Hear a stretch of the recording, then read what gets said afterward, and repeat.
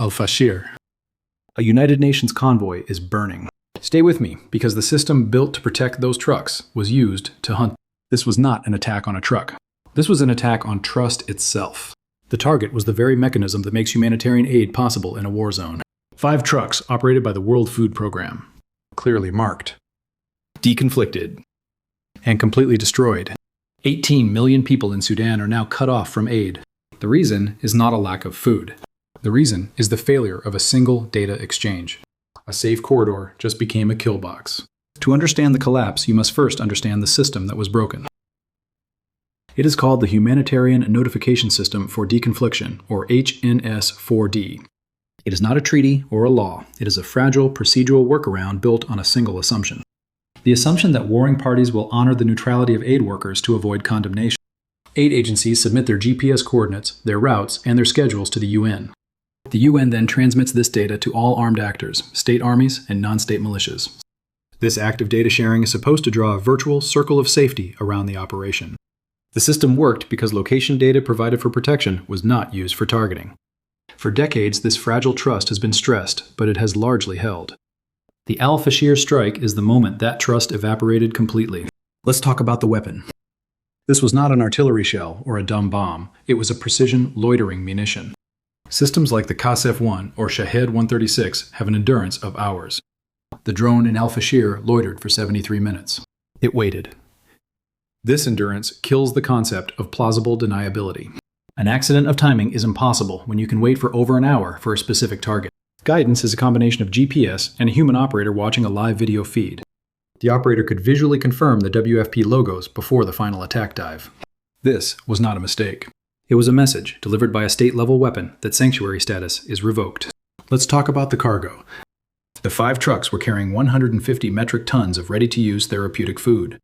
This is not just food. It is a specialized medical treatment for acute malnutrition. That single convoy held enough to treat 5,000 children for 1 month. The destruction of the convoy was a death sentence written in advance. This is the specific human reality that the numbers contain, but do not convey. The convoy was traveling from the Chad-Sudan border to Al-Fashir, North Darfur. The route was submitted to the HNS-4D system 72 hours prior. Both the Sudanese Armed Forces and the Rapid Support Forces received the notification. The strike occurred inside the pre-cleared window on the exact notified route. The protocol was followed perfectly, and that is why the protocol is now dead. Let's talk about the cascade. The first collapse is technical. HNS-4D is not just ineffective, it is a vulnerability. The trust that underwrote the entire system is gone. Within 24 hours, the second collapse begins, the operational shutdown.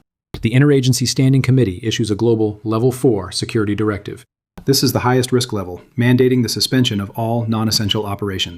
WFP, MSF, and the ICRC announce a full and indefinite withdrawal from high-risk zones. WFP is the logistical backbone for all other NGOs. When they stop, everyone stops. The logistical apparatus for feeding millions is dismantled in less than a week. This is depletion math. Not of food in a warehouse, but of time. This global suspension impacts an estimated 95 million people worldwide. These are populations in active conflict zones who rely on deconfliction for survival.